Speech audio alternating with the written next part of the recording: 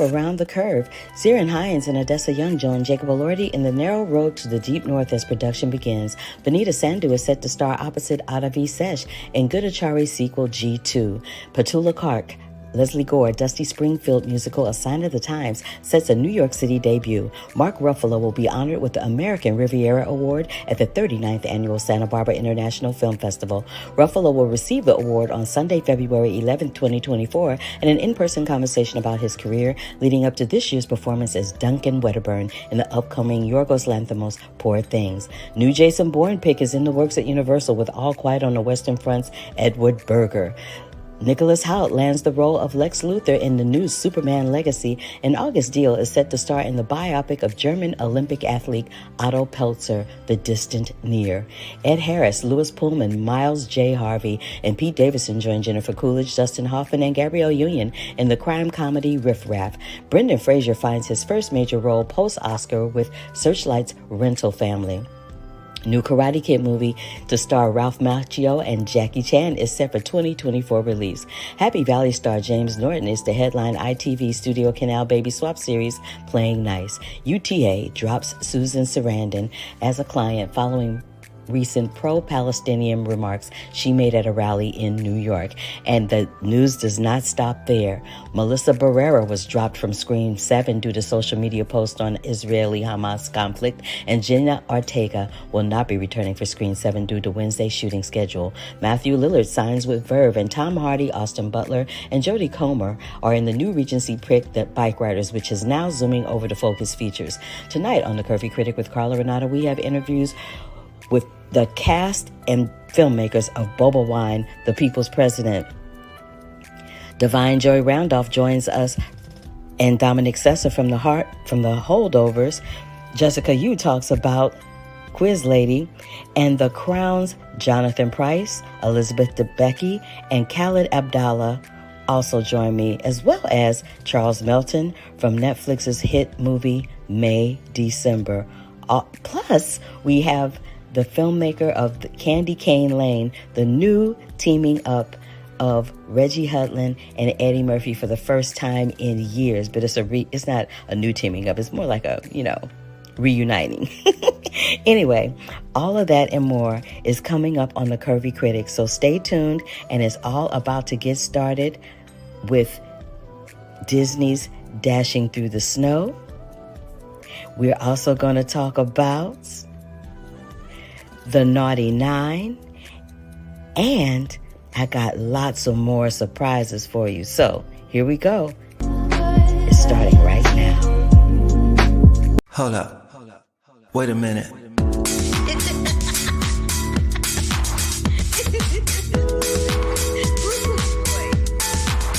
I wish you love, peace, and hair grease. Love, peace, and hair grease, y'all.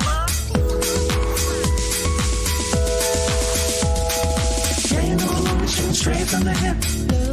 This is Carla Renata, aka The Curvy Critic, and I shoot straight from the hip. Yeah, you know I'm always shooting straight from the hip.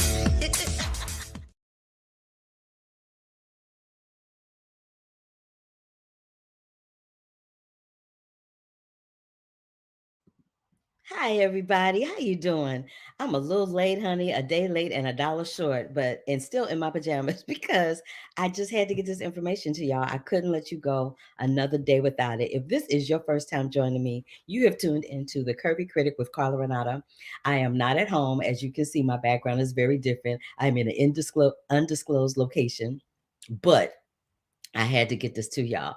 So I'm Carla Renata, the Curvy Film Critic. What we do here is we do reviews of films, and we talk to people above and below the line in the film industry. Baby, the strike is over. The floodgates have opened, and I have 5,000 interviews for y'all today. So I am not going to waste any time. But what I will tell you is, because we are in the holiday season, you guys know that I'm an actress. Oh, and give me a big thumbs up to let me know that you were here. If you were on YouTube or you are streaming this, via LinkedIn or Facebook or Twitter, let me know. Give me a big thumbs up, subscribe to the channel, and let me know what you think. But I'm going to tell y'all something. So we're in the holiday season. A lot of people throwing them kids in front of the TV sets, in front of iPads and, television sets or whatever to keep them busy while they're doing their other shenanigans. So I would be remiss, move this over this way a little bit.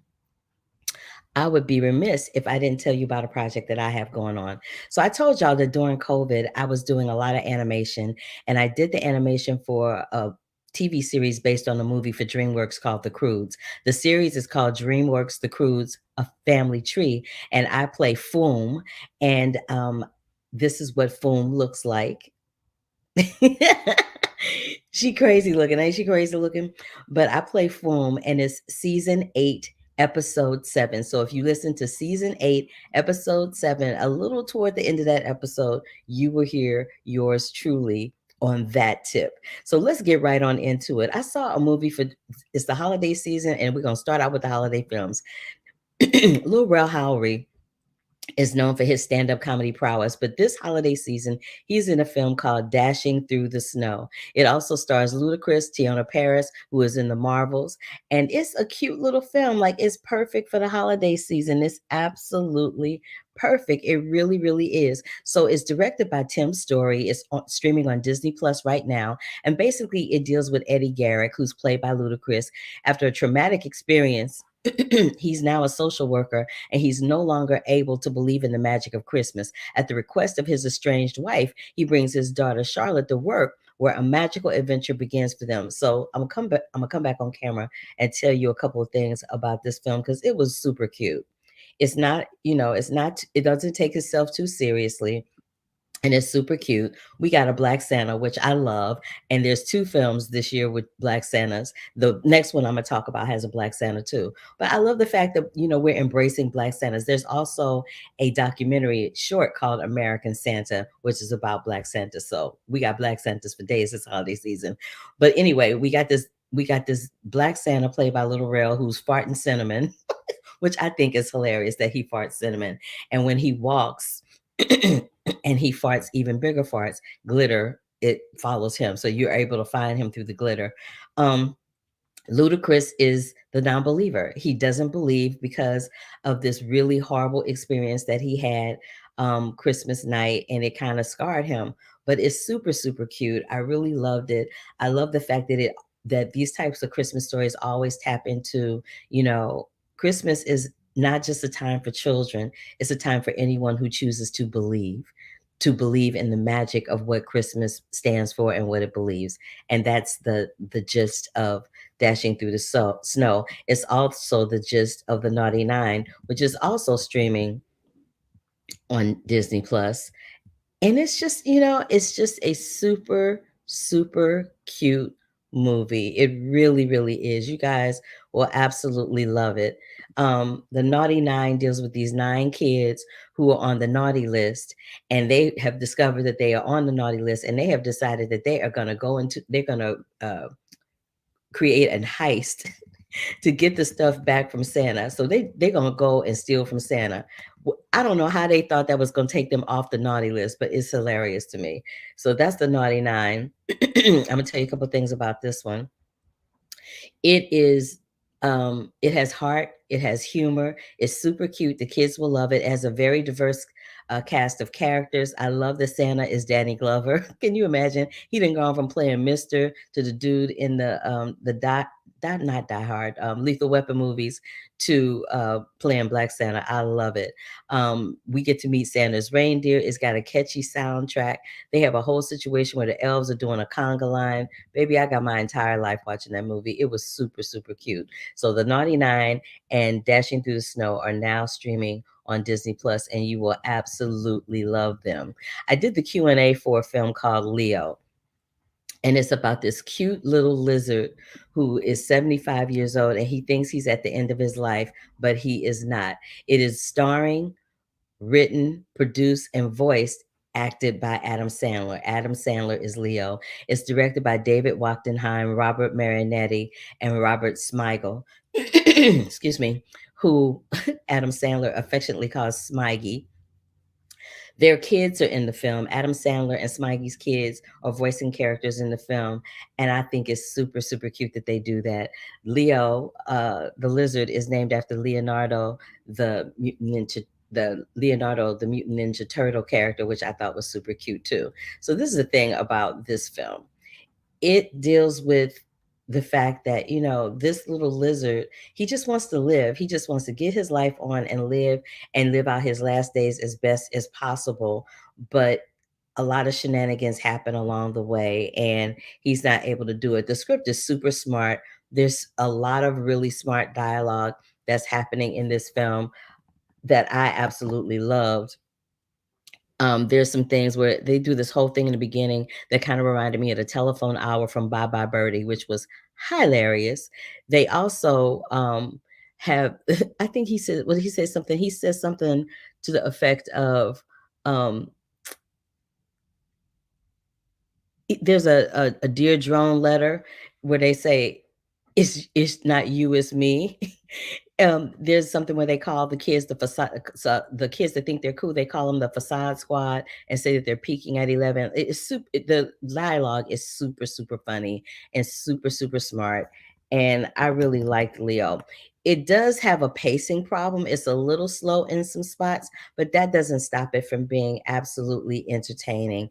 And the fact that everybody wanted to take Leo home and they loved him and had a good time with him was just, par for the course. I'm going to jump in here and give some love from Brandon, because Brandon said that he said he wants to see Merry Little Black Batman among so many other things that he wanted to see this holiday season. But, you know, I always thank him for coming in. So thank you, Brandon, for popping in and saying hello. I appreciate you.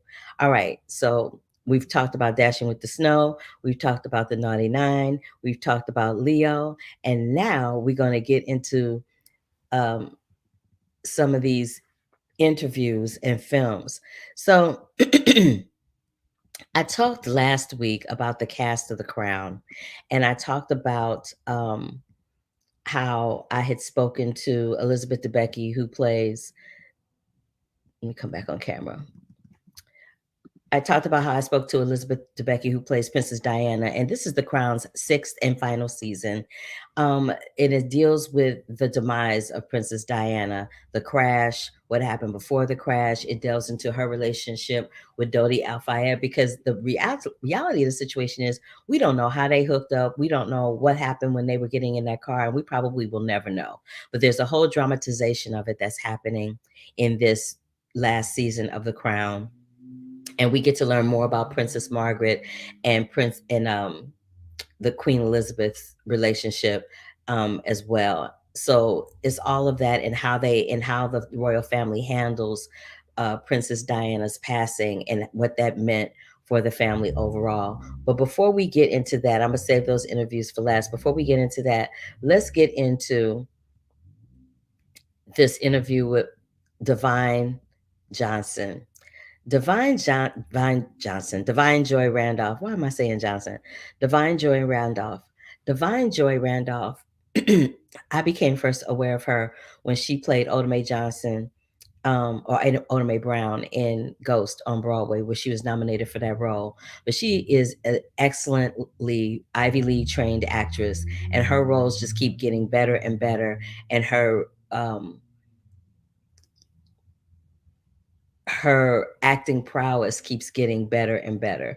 So I have 2 interviews from the Holdovers. Last week we did Paul Giamatti, and this week we're gonna get into Divine Joy Randolph.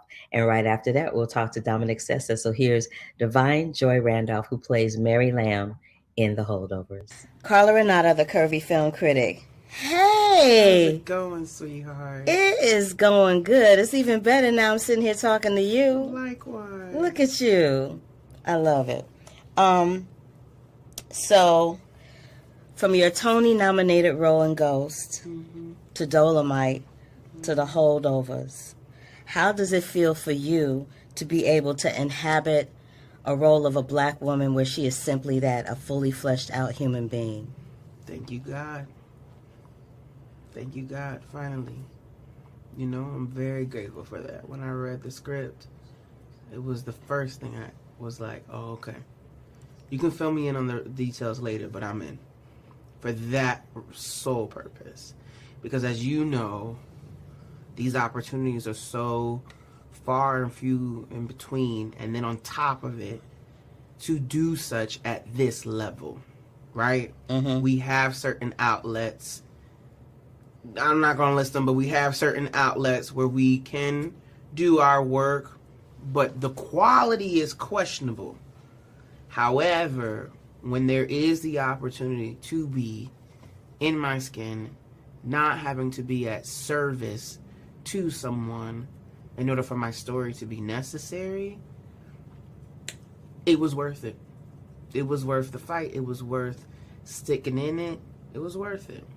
And I hope that this will not only open doors for myself, and more importantly, others, so that we can see, yep, it works.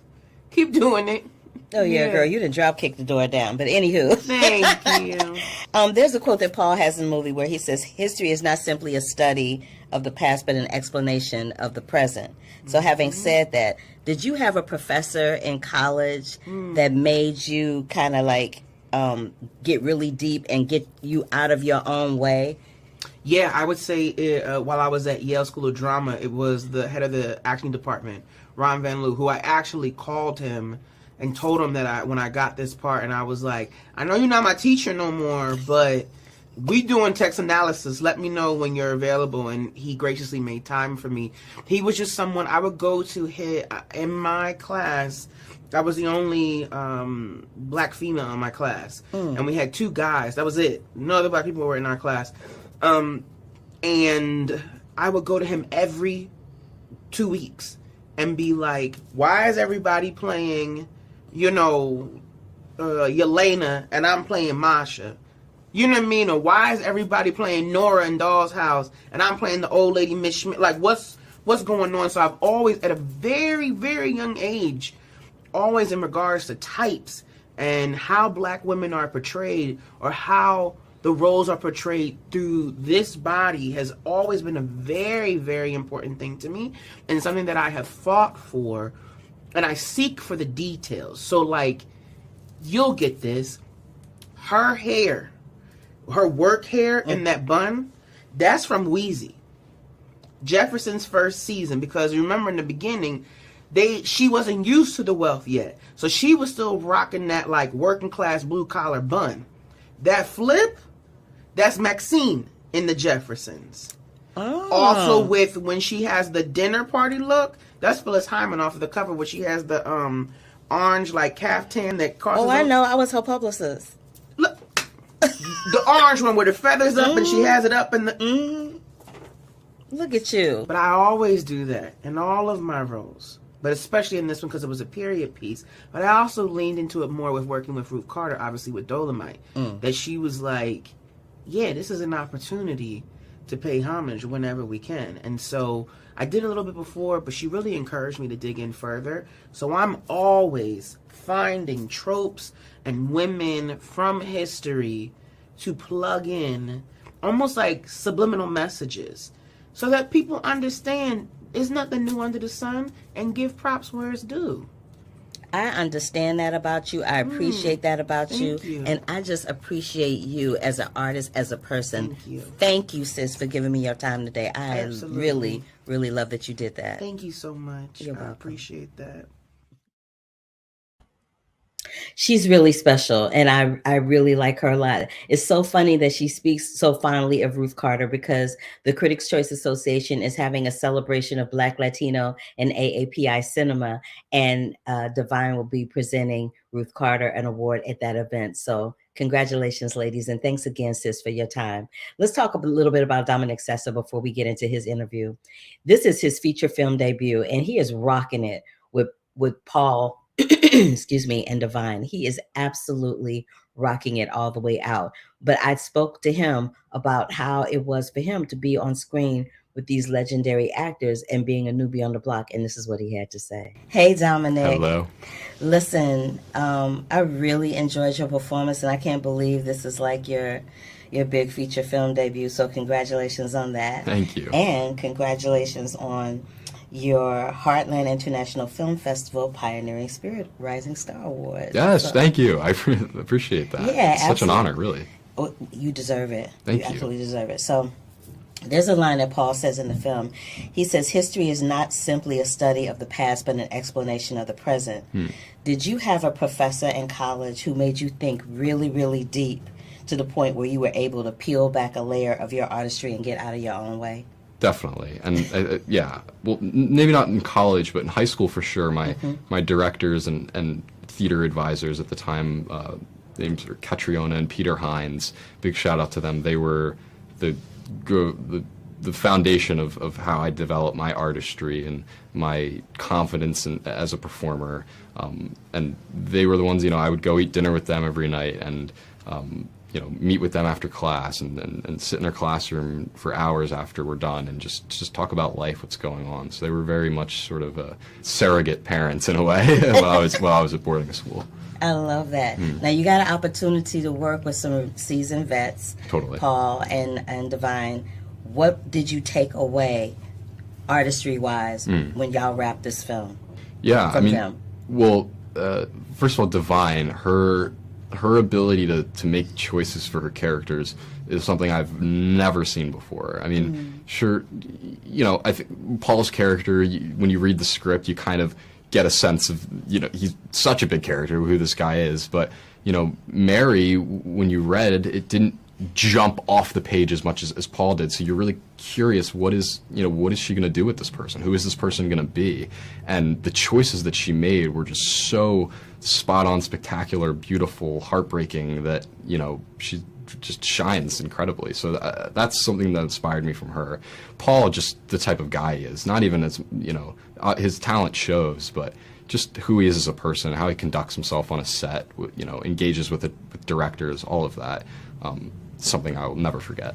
And speaking of directors, how did you feel about working with Alexander Payne? I mean, Alexander Payne has a very unique way of working, and he has a very unique way of crafting his projects. So as a newbie on the block, what was your experience with him? Alexander talks in movies a lot, so we would watch a lot of old movies from the time, and he would reference things for certain scenes, like liquor store scenes. He would reference Mr. Smith Goes to Washington, the way like the dialogue moves, like these old classic films that informed how I understood what was going on. Listen, it's been my pleasure to sit here and chat with you today. Thank you. I'm so excited to be on the ground floor of what's going to be a great journey for you. I can't wait to see what happens for you next. Dude, you're brilliant. Thank you so much. I appreciate that a lot. Absolutely. Thank You're you. welcome. The Holdovers is in theaters right now. You guys have got to check it out. Meanwhile, streaming over at Hulu is a documentary in National Geographic and Disney Plus is a documentary called Bobi Wine's The People's President. I've spoken about this film here before. Bobi Wine is a recording artist who decided that he did not like how the regime in Uganda was handling the country and representing the people. And he felt like that he could be the people's president and represent them a little bit better. So I sat down and I spoke with Moses Boyo, who is the director of the film. And I spoke with Bobi Wine and his wife, Barbie. We'll talk to Moses first. Why do you feel that this regime is constantly threatened by you all's movement, and particularly since the release of the film? At the time, the regime had alienated most people from politics, including the youth, who are the largest section of the population. Uganda is such a young country. 80% of the population is under the age of 35, which is firstly an opportunity because that's a very young and healthy population that is ready to work, and with opportunities, a lot of things could be great for the government. But the regime sees the youth as a problem because, for them it's entrenchment in power. And that's what has become, like their most and one priority. And when you threaten the presidency, you become enemy number one of President Museveni, who has ruled Uganda for 37 years. So I think that's really what caused a lot of the the injustices that were meted upon the opposition, and Bobi Wine being the head and the leader of the opposition and the movement. And in the 5 years of following Bobi, there was about 7 attempted assassinations on his life, one of which his driver was shot dead after sitting in the co-driver's seat where Bobi had been 5 minutes from that assassination. So the situation had become very volatile. A grenade was thrown into his house in the bedroom where one of his sons was, and there's lots of situations like this that I could describe, but essentially, and as you saw in the film, November 18th and 19th of 2020, over 100 and over 54 people were shot in the streets, and that's what the state and the police reported or accepted, but they shot and killed way more people than that. Bobi Wine's political party, the National Unity Platform, reported over 100 people were killed all around the country. And last but not least, I want to find out, there's one of Bobi Wine's lyrics where he says in the song, in one of his songs, everything's gonna be all right. where he says, if you feel like giving up, remember why you started. Do you remember why you started? You know, I followed Bobby and the political movement for over 5 years. And within that time, I was locked up in prison. I was arrested a couple of times. I was interrogated. I was shot in the face like a month before the election, the presidential election. And, you know, there were so many reasons to give up, so many reasons to stop making this film. But, you know, the reason we made this film was to inform the world of what was happening in Uganda. It's not, you know, as it might have been portrayed that, you know, something happens and they say, no, this is an isolated incident. No. It's a chronological, as you see the film, it's all these things and violent, you know, things that the dictatorship carries on doing, you know. So this is really their modus operandi, and that's how they run. That's how they do things. For them, it's power entrenchment all through. But I must say, we hope that this film will highlight to the international audiences the fragility of democracies, and why those democracies need to be protected. The world today is becoming way more hostile, more totalitarian, and, you know, we see all these you know, countries falling to dictatorships and leaders who have total disregard of the law. And that's what we need to fight as a people, as a civilized people. We need to stand up and protect democracies. Moses, if you had one word to describe the movement and the forward movement that you, Barbie, and Bobi Wine are going to infiltrate moving forward, what would that one word be? It's a movement of courage, strength, and resilience. And that's what you see in the Ugandan people. The Ugandan people, the one thing that the film actually does, it portrays the Ugandan people as great, amazing, incredible people that have gone through this repression for 37 years. 37 years as we speak today. But yet they pick up, they get up, they continue moving. And I hope that this film, you know, inspires the world, inspires people to fight for freedom and to get up and continue to carry on, you know, because that's what we can do now. Moses, thank you so much for giving me your time and being so incredibly patient with me today. It was really important to me to be able to speak with you about this film. I saw it and I enjoyed it immensely, and I plan on doing everything I can to make sure that, you know, our country is in alignment with what's happening over there, and find out ways that we can help and donate and support your cause. Thank you so very much. Thank you, Carla. Thank you so much. Great speaking. You're welcome. Hello, lovelies. How are you? We're good. Hi, Carla. Oh, I'm so happy and privileged to meet you today.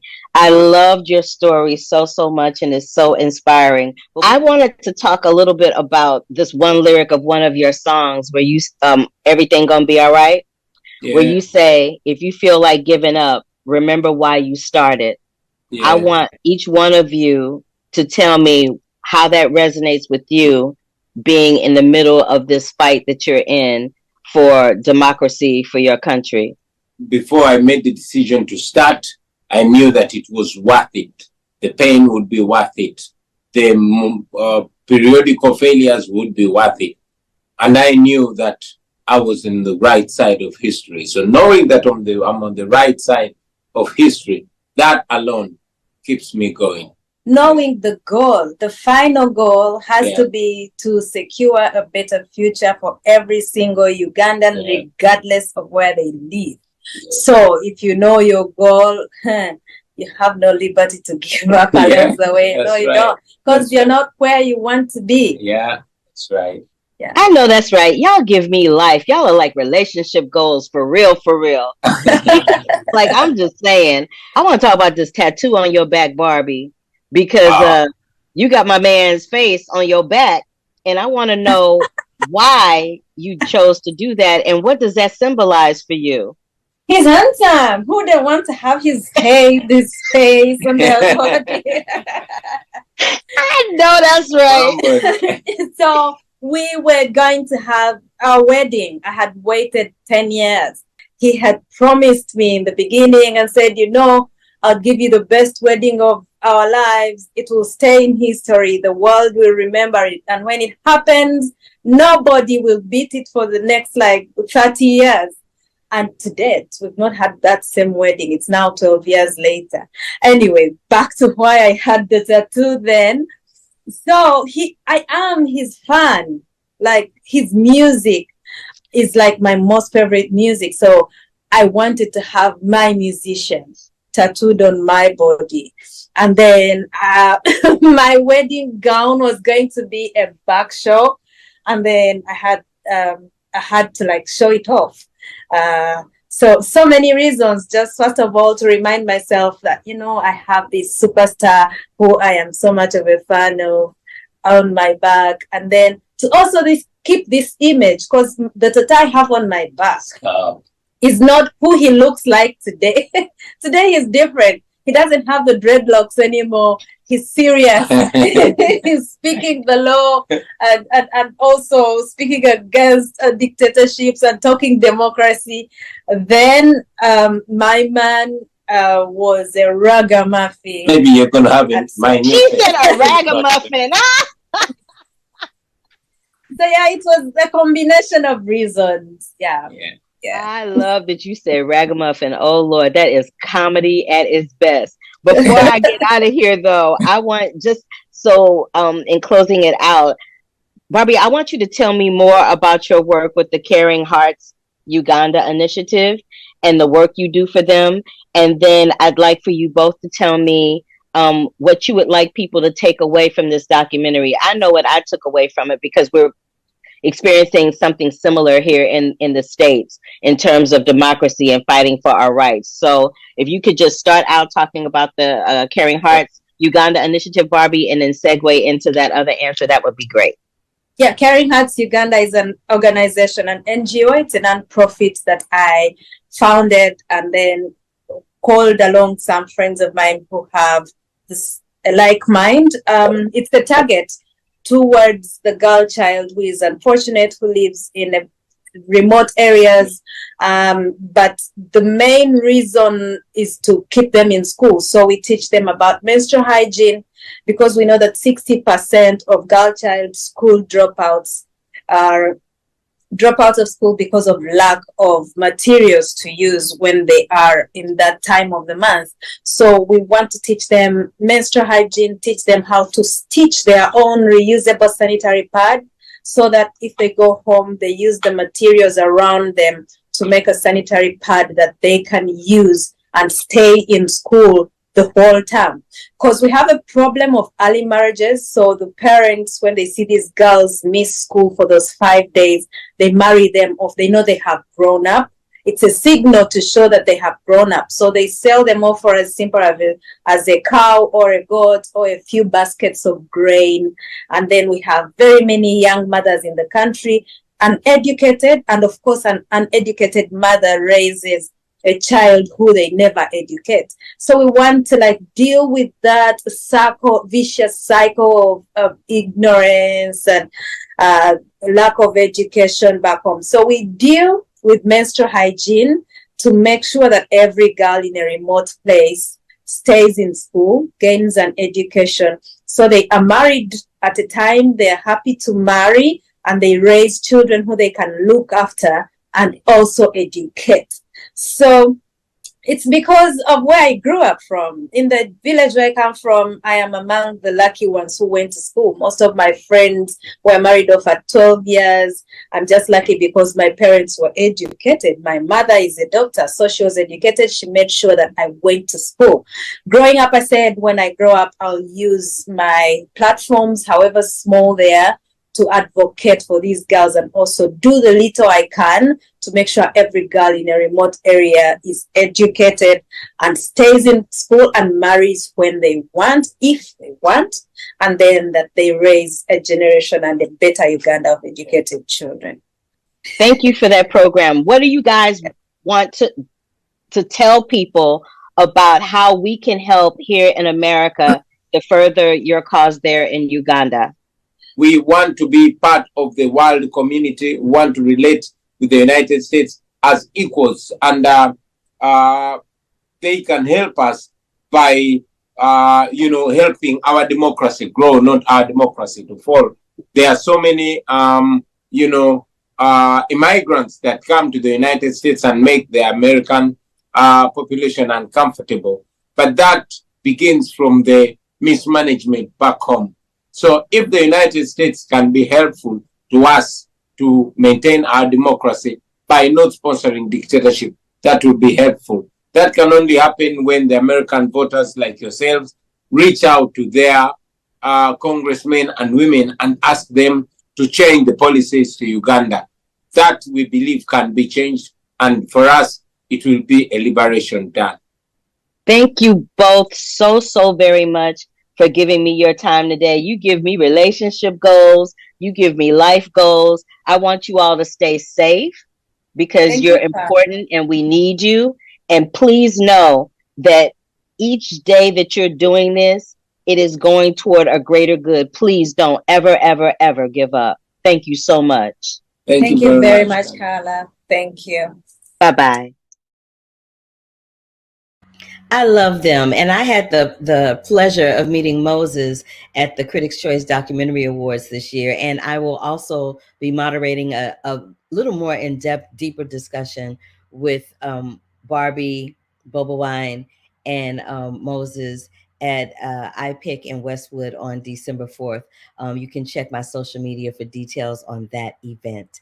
All right, so we're going to continue with the holiday season, but before we get into that, actually, no, we're going to continue with the holiday season, and we're going to talk a little bit about Candy Cane Lane.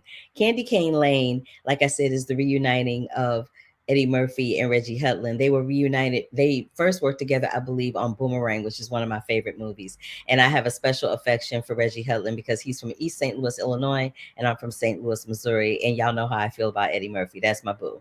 So we'll just get into it and let you listen to this interview with Reggie Hudlin. And I will have his production designer and Aaron, his production designer and another young man that worked on his film, Aaron Osborne. I will have those interviews up on my YouTube channel. You can see them there. I don't want to take any more time because we at the 45-minute mark, and I don't want to take up too much more of your time on this, coming down from the holiday weekend. So take a look and a listen to this interview with director Reggie Hudlin from Candy Cane Lane. Hey, Reggie. Hey, how you doing? I'm good. How you doing? I'm fantastic. It's the holiday season, so I'm not going to hold it against you that you're from East St. Louis instead of St. Louis. So, don't hate. I mean, y'all try the best you can. That is hilarious. So I wanted to know, what is one of your favorite things to do around the holiday season? Well, it starts with the tree, right? Now, when I was a kid in East St. Louis, getting the tree meant you climbed up in the attic, and you get the box and you put the tree together, the little silver tree with the little foil on it. And then you put on the light with the bulb that goes around and turns different colors. I was like, that's Christmas. And then I got married and my wife says, oh no, you don't do that. You go buy a real tree. I say, really? You gonna kill a tree? Oh, okay. So now kill a tree. So we go Christmas shopping and we buy a tree and then we decorate it. It doesn't matter how you celebrate it. As long as your family's together and you're having fun, it's all good.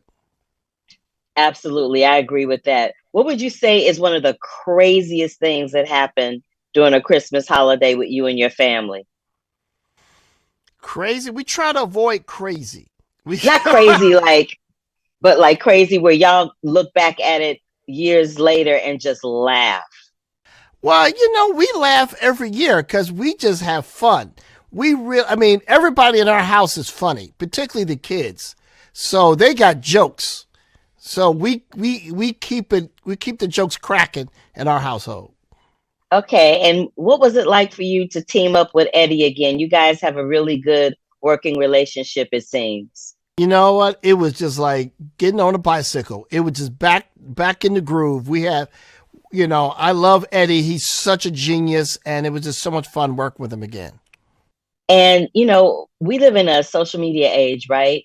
And you see so many people on social media faking their joy, making their lives seem something other than what it is. But having said that, what brings you joy? Look, my daughter's in college now, and she's going to come home for Christmas. And just to have my whole family together again, to have my mom, my brother, all kind of random strays coming in. Oh, you ain't got nobody? Just come on over. That's the joy of Christmas.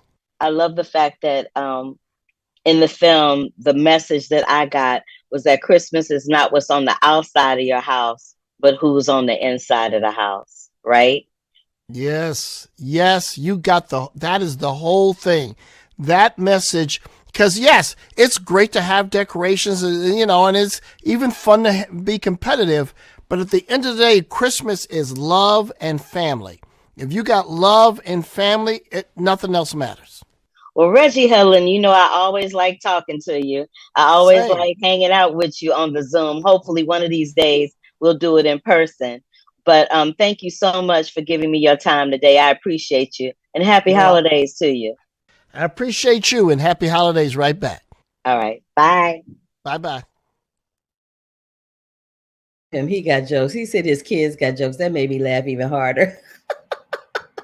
He talking about his kids got jokes. What am I doing over here? I got stuff all in the oh don't want to see that. Anywho, that was Reggie Hudlin from Candy Cane Lane. It will be on Prime Video beginning December 1st, which is in a couple of days.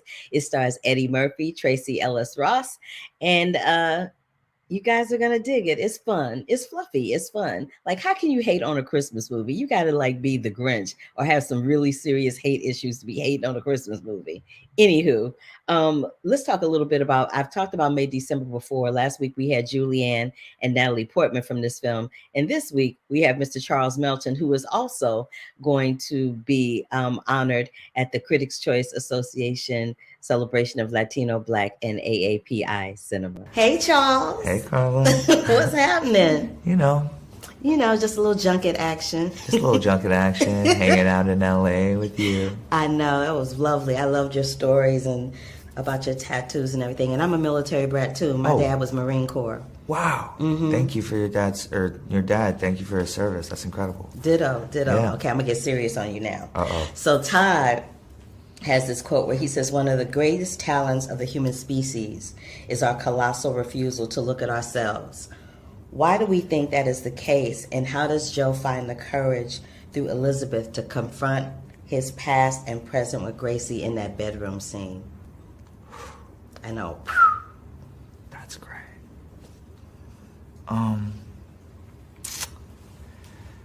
It's hard to look at ourselves sometimes. And I think personally it's easier to distract myself with responsibilities or work or things just to really, in a way, not think about myself, right? Mm-hmm. And when we think about Joe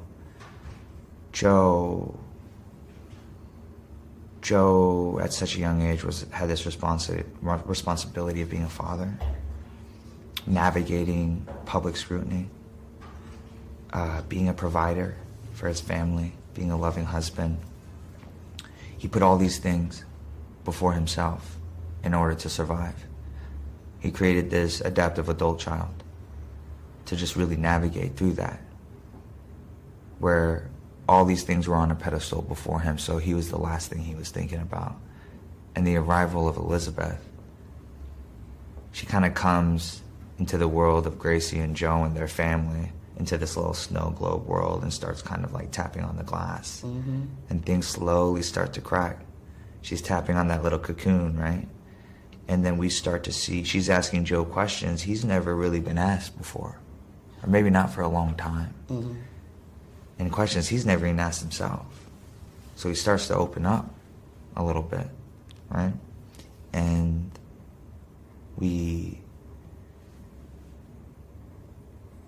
then that mixed in with his kids about to graduate, him becoming an empty nester. There's so many things that are happening at the same time that are so overwhelming. I think for any parent who has kids that's about to leave the house after you raise someone for so long, it must be a big thing. I can only imagine. There's a lot of layers there, and you touched on something in your answer, in part of your answer, where you talked about the graduation. There's that moment where the camera is on Joe, and he's not in the stands with his other daughter or Gracie. He's standing behind the bleachers, and he's sobbing. What was happening for you in that moment to have Joe cry? Were you upset that you didn't get to have that moment? Were you upset that your child was leaving home and now you had to face this new reality? Like, what was going on for you? Joy, absolute joy. Joy of the unknown, you know, so much joy. And there's joy, this is gonna sound maybe a little too cliche or something, but Never. There's no joy without any pain or suffering. Charles, you a deep dude. You a deep dude. Listen, when I talked to Todd a little while ago, he gave major accolades about working with you and how he felt about you. How do you feel about working with Todd Haynes? He's the greatest director. I mean, I learned so much about myself as an individual, as an actor, because of Todd. And I'm not saying that I couldn't have done this without Todd, but I'm telling you, I couldn't have done this without Todd. I love you for that. I do. I love you for that. Charles Melton, your work in this film, I've seen a couple of your films, but your work in this film is stupendous. Thank you so much for sharing your gift with us. It was my pleasure to watch it, and it's my immense pleasure to sit here and talk to you today. Thank you so much. Absolutely. Give me a hug. We had the best time. We really did. We had a great conversation. May December is going to start streaming on Netflix beginning December 1st in a few days. It stars Charles Melton, Julianne Moore, and Natalie Portman. You don't want to miss it, and it's directed by Todd Haynes.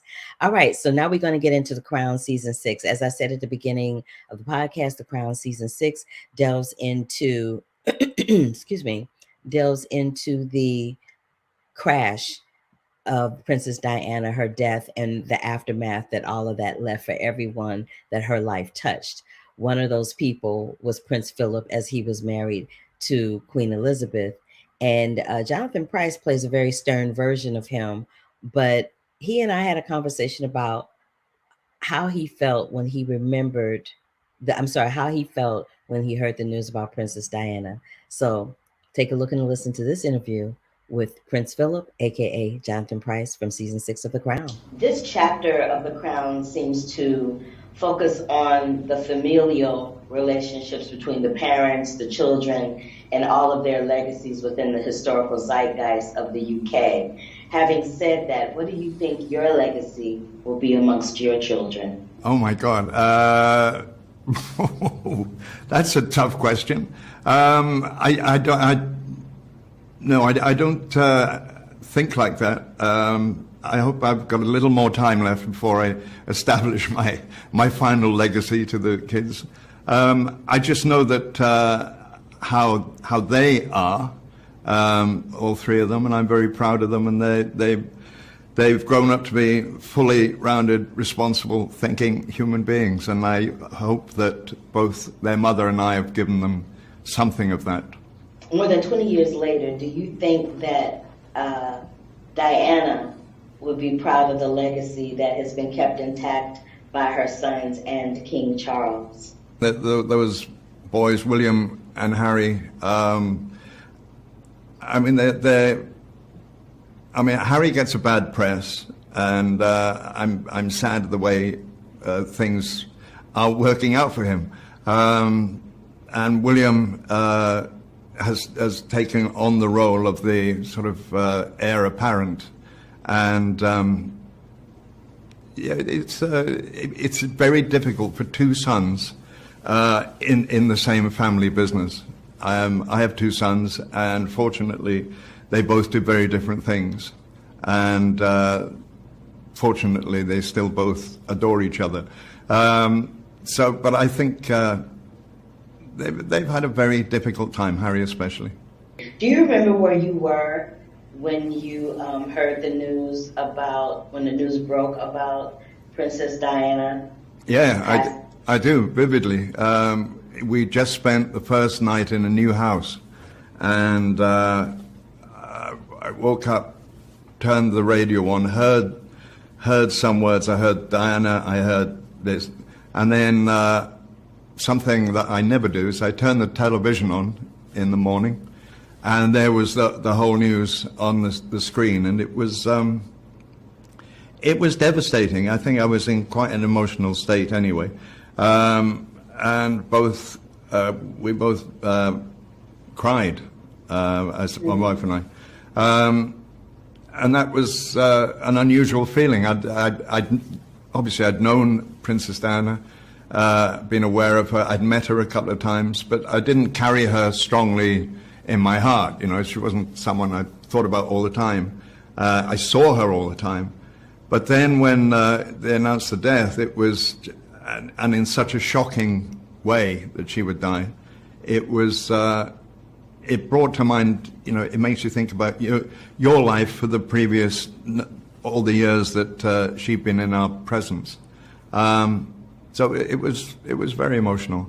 Yeah, it was emotional for me too, because I like you, I never had the opportunity to ever meet her. I just saw her in the press, but her presence was so incredibly strong through the media, in the way, you know, she came through in photographs and in videos and all of the coverage that happened with her over the years, that I also had a very visceral reaction to her demise. I wanted to tell you before we leave that I really loved your portrayal of Prince Philip. It was stern, but it was heartfelt. And you could see a little bit of his humanity there, but you could also see that he was trying to help the Queen kind of, you know, keep the crown and the legacy intact. And I think you straddled that line very beautifully, so thank you. Oh, thank you for that. Great. You're welcome. Thank you. He's a tough cookie. Ooh, he's a tough cookie. But you know, it is what it is. I'm trying to get this picture right. Okay. So last but not least, Elizabeth Debicki plays Princess Diana. It is uncanny how much she looks like the real princess. Like, you would swear that she had come back, you know, from the grave and was giving us another look. One of the things that people have been very critical about with the season 6 is the ghost Diana. And when you see it, you'll see what I mean, because I don't review TV shows here. But when you see season 6 of The Crown, you'll know exactly what I mean about ghost Diana. But her and I have a nice little conversation. So take a look and a listen to this conversation with Elizabeth Debicki, who plays Princess Diana in season 6, the final season of The Crown. Hello, Miss Elizabeth. How are you? I'm good. How are you? I'm fabulous. I enjoy your work in general with everything else that you do, but I really enjoyed the nuances that you brought to Princess Diana in The Crown. It was eerie, but like fantabulous all at the same time. You know what I mean? Thank you. So thank you for that. Thank you so much. Thanks. What would you say was the most difficult day of shooting this for you? The sequences to, you know, that day and night in Paris, we shot over quite a few weeks. And so it was really an accumulation of feeling like this real, like the kind of walls are closing in on you. And that, that definitely kind of built up in our systems, me and Khaled, who plays Dodie as well. And, you know, it makes you feel, it's a very distressing experience. It's extremely kind of harrowing, and it makes you feel absolutely desperate to just sort of make your way out of it and find somewhere, you know, find what every human being has the right to, should have the right to, which is just privacy, just to be left alone. And so that was really they were the very difficult scenes. I'm so sorry, but you did it. It was very harrowing to witness. So I can only imagine what it was like for you to portray that. As a celebrity yourself, what are your thoughts about the invasive nature of the paparazzi, which now, you know, during that time it was just, you know, photography paparazzi, but now it's shifted into social media, which is a completely different animal on its own. Yeah. How do you feel about the invasive nature of all of that as a celebrity? Well, I think that it is incredibly difficult for people. I think I think that in order to know yourself and like have time to evolve as a human being and grow, you need privacy. It's sort of like essential for a sense of wellness and, like, you know, mental health. And I don't have social media for that very reason. I don't think I could go anywhere near that. It's like, for me, it seems very noisy, a very noisy world, and it invites so much thinking that can be so unhealthy for us. I think so much comparative kind of thinking, and it's a scary concept. I feel very fortunate that I really value my privacy, and I love to work as an actor. It's my joy, and I'm so privileged to do it. But I also really like just being very quiet in my normal life back home. So, you know, that's always been and I don't think everybody has the. I don't think everyone's fortunate in that way. I think some people sort of become enormously famous from the beginning of their career, and I think it's extremely difficult. And I've witnessed it in a lot of people who are close to me, and how it can really isolate people and make lots of things that are difficult anyway in life even more difficult, whether that's relationships or parenting. And you know, I think people should be able to choose how much that affects their life, but unfortunately that's not always the case for people. What would you say was the biggest similarity between you and Princess Diana? No one's ever asked me that before. Good. Well, I think one of the things I loved to learn about her was that she was she had a pretty good sense of humor, and she was quite cheeky and playful. She's quite irreverent in a way. I think we share that in common, and I constantly tried to sort of bring those little bursts of her out through the show. And you know, Diana always strikes me as someone who just loves people. She just loves to connect with people, and I just love people. I think they're beautiful. They're constantly interesting. They're just, you learn so much if you open yourself up to them. There's just, you know, people are like miracles. Their whole universe is in people, and maybe that's what, you know. And one of the things when I was playing her that I always adored was that because I was in that role and I was in that character, people really opened up to me. They were so willing to open up to me, even just sort of strangers on the street when I was shooting in public or something. And I just loved that. So let me just start out by saying you did a fantastic job. I think that you portrayed Dodie with such heart and humility and humanity that it was really beautiful to watch. Thank you. So having said that, I know that for a lot of Arab-speaking characters, most of them that we see in film and television are mostly from a villainous lens. What was it like for you to portray something that wasn't that was a real live, breathing human being who had humility, heart, and humanity? Thank you for that question. You've brought water to my eyes. Oh, thank you. It's like most of my films, you know, have had Iraq, Afghanistan, 9/11, Egypt, like it's all that. This is a different kind of trauma, but it's centered in the story of a a human soul and you know, a love relationship of some kind, right? The closest I've got to romantic comedy so far. You know?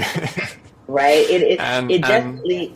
Go ahead. yeah, no, and you know, Dodie is a character who is a person who, for 26 years, has been on supermarket shelves, and a figure that is there in the background, but no one has known anything about.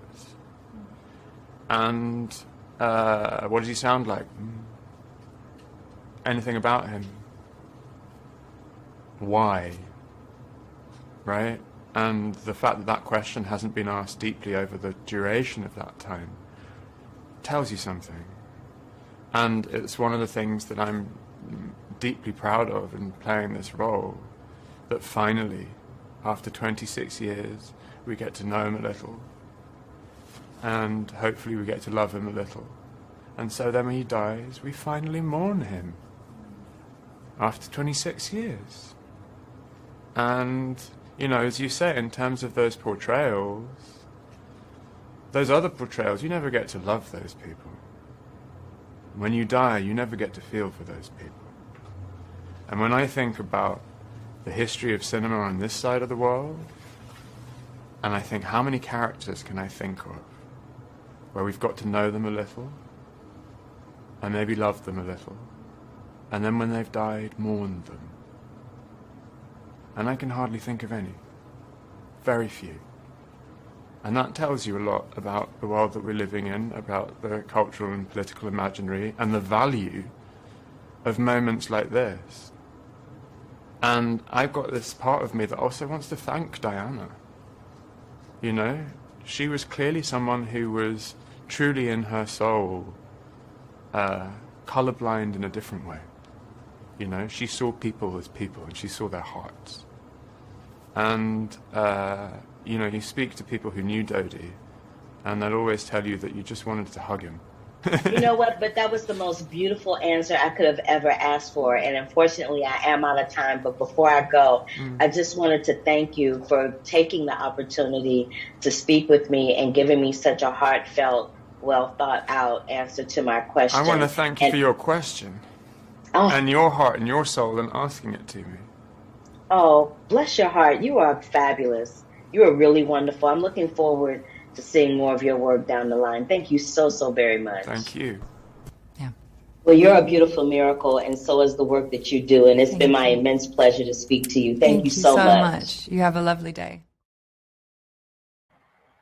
I love them. They were so sweet. I really enjoy speaking to them. So you guys, The Crown is streaming on Netflix right now. Next week, I will have the kids that play Kate, Harry, and William, and finish out my coverage of The Crown in addition to some other things. What else did I want to tell you guys? So I want to remind you that Candy Cane Lane will be streaming on Amazon Prime Video beginning December 1st. The Naughty Nine is currently streaming on Disney Plus, as well as Dashing Through the Snow with Lil Rel Howery playing Santa. I love that.